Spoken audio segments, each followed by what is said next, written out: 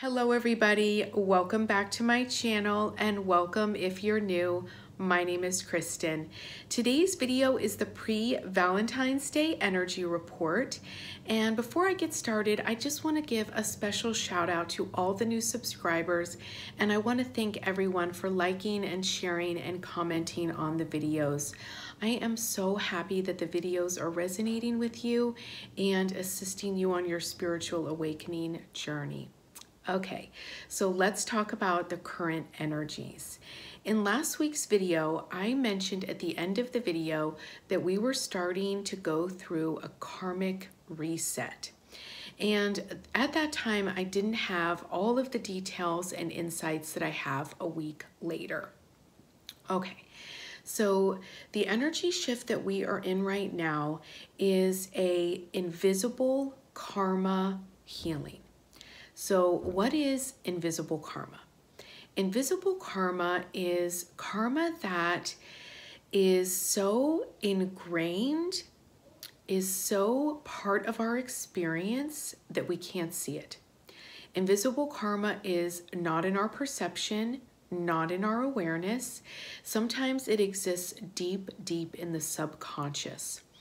And so when we have these energy shifts, there will be situations and circumstances, revelations, epiphanies that allow us to become aware of this particular karma so that it can clear out.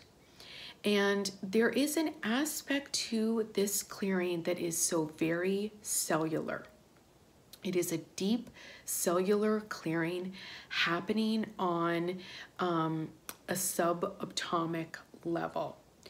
And this week, I experienced this energy as hypersensitivity. This week, I was hypersensitive in my skin. My skin was sensitive. My emotions were sensitive. I felt sensitive. And I also felt like I was walking on chicken legs. I felt like I had these like little pencils for legs, like little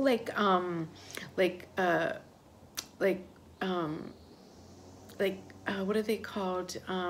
Toothpicks? Yes, toothpicks. I couldn't think of the word. I felt like I had toothpicks for legs. And I did a lot of walking this week. I walked at the beach. I walked around the neighborhood. I went out in nature and walked. I hiked around. I went to the mall and walked because I was working on regrounding my root chakra, regrounding my core. And my earth star, which is the chakra beneath our feet, I kept just like sending all the energy there and just like stabilizing it. So if that helps you when you aren't feeling grounded, definitely activate your earth star so that you can get that stability feeling back in your experience. So this invisible karma that is coming into our awareness is the energy of self-sabotage. So all of the ways that we have been self-sabotaging that we were not aware of are going to start to become clear, because this is part of core wounding. This is part of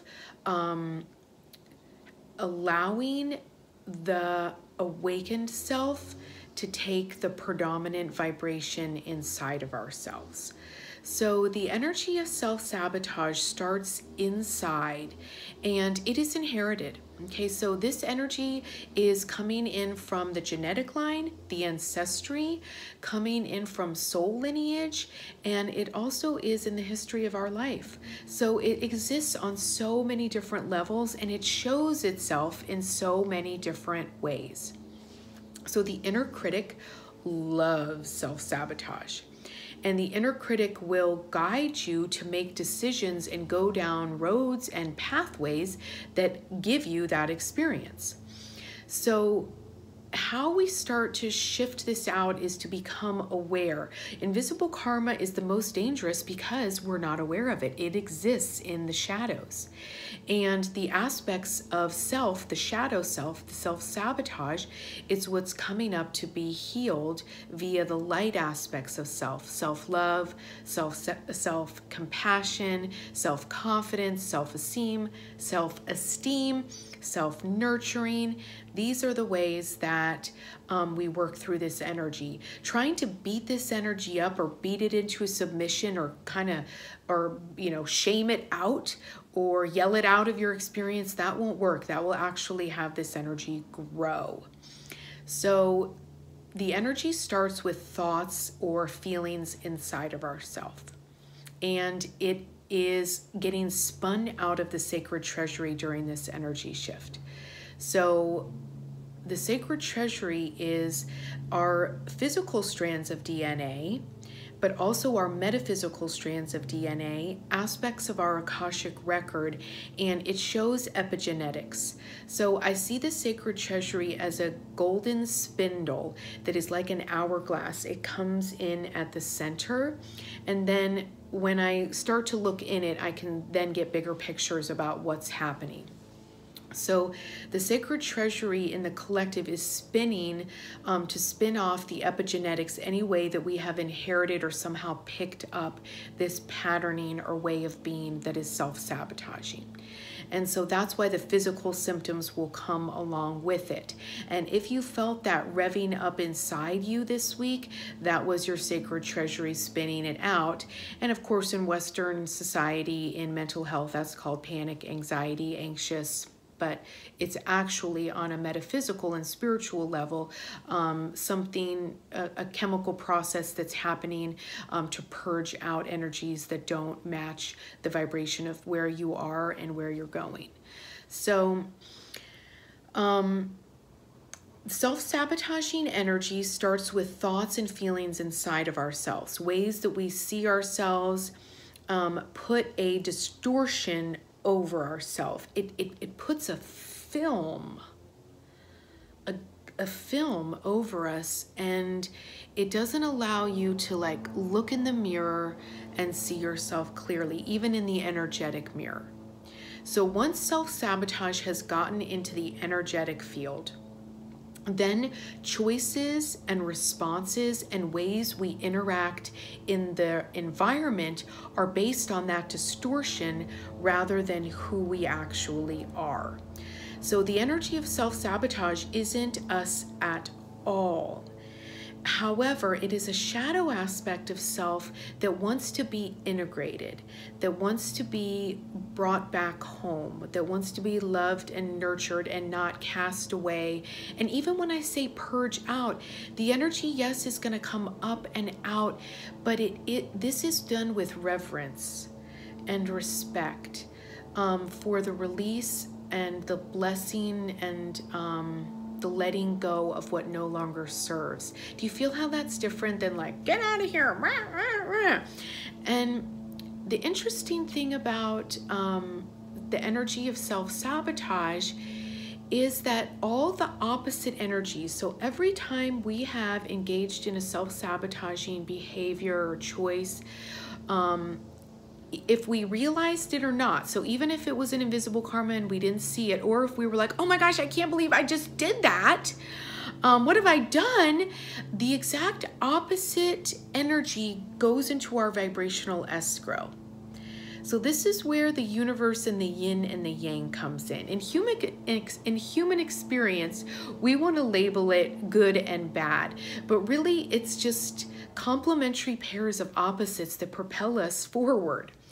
So when we can start to engage in the light aspects of this, in the self-love, in the self-compassion, in giving ourselves a break, in knowing that all experiences have led us to who and where we are today, which is a blessing. When we can reframe that, how suboptimal choices look and feel, then we can start to access the other side of the coin from the vibrational escrow, right? That's where the silver lining comes in. And that's where the actual experience, the polar opposite experience, actually comes into your vibration.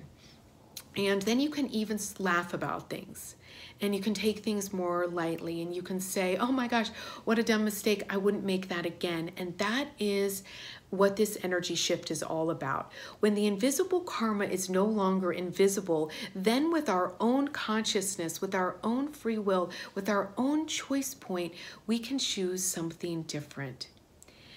And this doesn't mean that we're spiritually bypassing, though. I want to make that clear.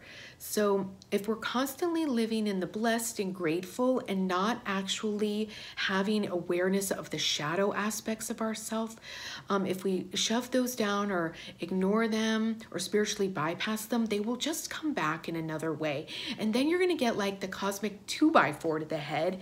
And that's when the guides and angels are like, we've been telling you, we've been giving you the nudge, and now we got to go bonk and have some life experience that really wakes us up and says, oh my gosh, I've got to make, I've got to make a better choice for myself. And really that choice starts with loving ourselves. And in this new energy, we absolutely live in instant manifestation. So if your set choice point is a self-sabotaging energy or self-denial, that's the spiritual bypassing, right? That's living in some type of denial.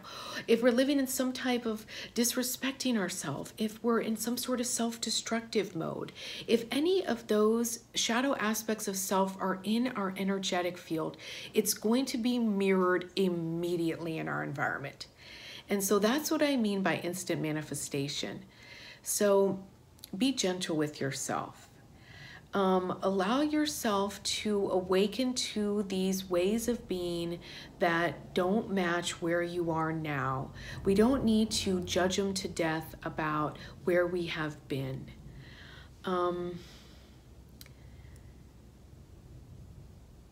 Self-sabotage is ready to transmute. And transmutation means a permanent shift. So transmutation is one step further than transformation, because once it's been transmuted, it can't go back. And there is a catalyst for transmutation. And sometimes we've got to have that catalyst be some really horrible aspect of self-sabotage for us to choose and be something changed, something different, something transmuted. So one of the best ways to understand transmutation is a piece of wood. And I feel a healing coming on. I feel like I'm going to light this piece of wood. And so this is a piece of Palo Santo. And like I said, this is a really good representation of what transmutation is.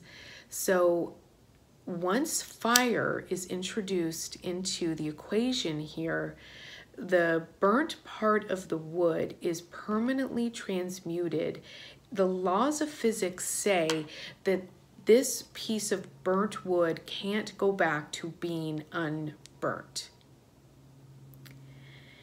And the image that I'm having, and I had this image this week and I actually forgot about it until now, is the image of the self-sabotaging aspect of myself.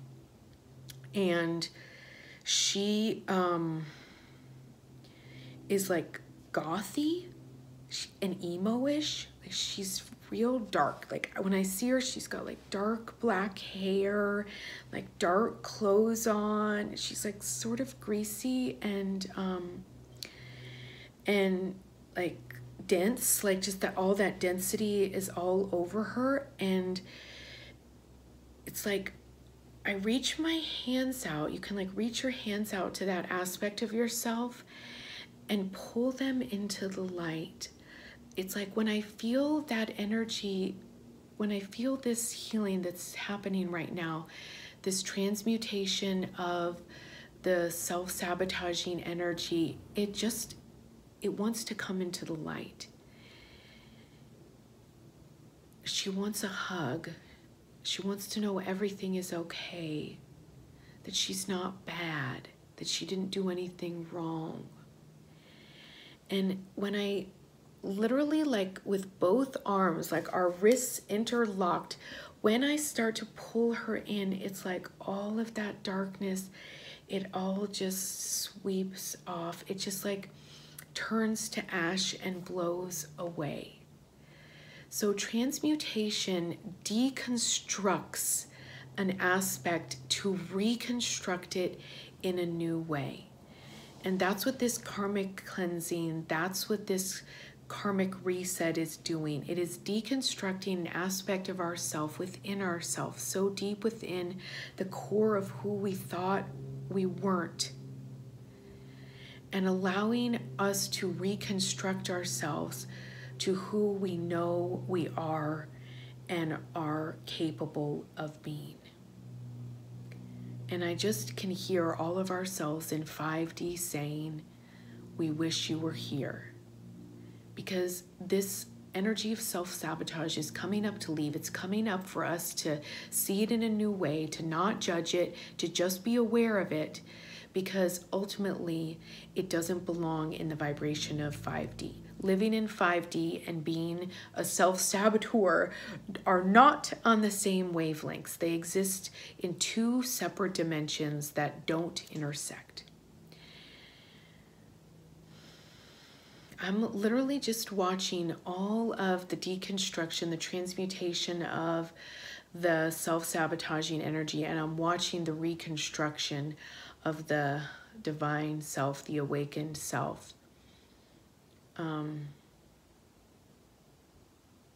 Happening inside in the sacred treasury, spinning the epigenetics, spinning the part of how we inherited this through our core out.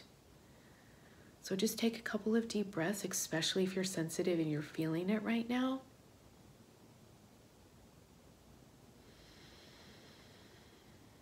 Allowing the dominant vibration to be the awakened self within self, so that the film, what we were seeing, the distortion through which we saw ourselves, it's like clearing away. It just dissolves. It just effortlessly diminishes back into the silence. So this is a really big energy shift. And like I said, it's leading up to the day of love, the twin flame, Valentine's Day of the 214 portal. But it also is really about the 222 portal. The Valentine's Day portal is just like the midway point to the twin flame union within self portal, that divine union of self at February 22nd.